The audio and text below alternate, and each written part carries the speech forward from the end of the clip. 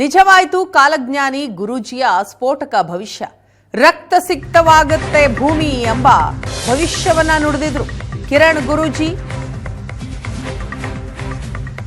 ರಕ್ತ ಸಿಕ್ತವಾಗುತ್ತದೆ ಭೂಮಿ. ತಾಳಿಕೋಟೆ ಯುದ್ಧದಂತಹ ಭೀತಿ ಕಾಡುವ ಮುನ್ಸೂಚನೆಯನ್ನ ಕೊಟ್ಟಿದ್ರು ಶ್ರೀಗಳು. ಈ ವರ್ಷದಲ್ಲಿ ಭಯಾನಕ ಯುದ್ಧ ಶತಸಿದ್ಧ ಅಂತಲೂ ಕೂಡ ಹೇಳಿದ್ರು ಗುರೂಜಿ. ಇಸ್ರೇಲ್, ಅಮೆರಿಕ, ಇರಾನ್ ಯುದ್ಧದ ರಕ್ತ ದೋಕುಳಿಯೇ ಇದಕ್ಕೆ ಸಾಕ್ಷಿ. ರಕ್ತ ಚಂದ್ರಗ್ರಹಣಕ್ಕೂ ರಕ್ತ ಸಿಕ್ತವಾದ ಈ ಯುದ್ಧ ಭೂಮಿಗೂ ನಂಟಿದೆಯಾ? ಪ್ರತಿಯೊಂದು ಭವಿಷ್ಯವಾಣಿ ನಿಜವಾಗ್ತಾ ಇರೋದೇ ಬಹಳ ರೋಚಕ.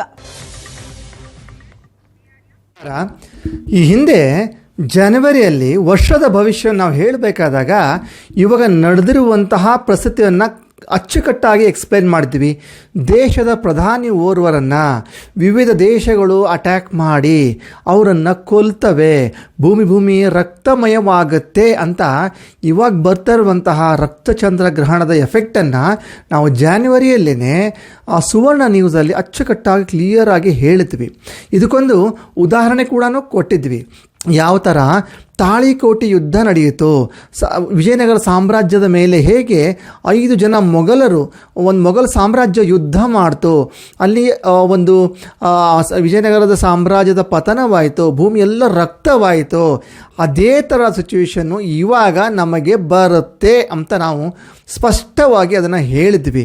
ಆ ಟೈಮಲ್ಲಿ ಕತ್ತಿ ಗುರಾಣಿ ಹಿಡ್ಕೊಂಡು ಫೈಟ್ ಮಾಡ್ತಾರೆ.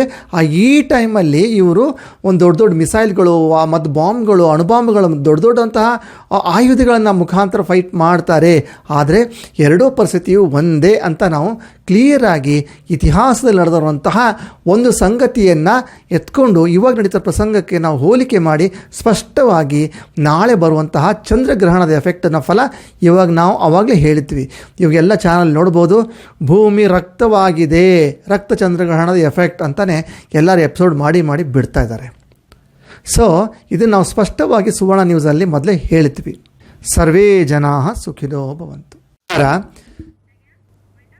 ಇದಿಷ್ಟು ಈ ಹೊತ್ತಿನ ಪ್ರಮುಖ ಸುದ್ದಿ. ನೇರ, ದಿಟ್ಟ, ನಿರಂತರ ಸುದ್ದಿಗಾಗಿ ನೋಡ್ತಾ ಇರಿ ಏಷ್ಯಾನೆಟ್ ಸುವರ್ಣ ನ್ಯೂಸ್.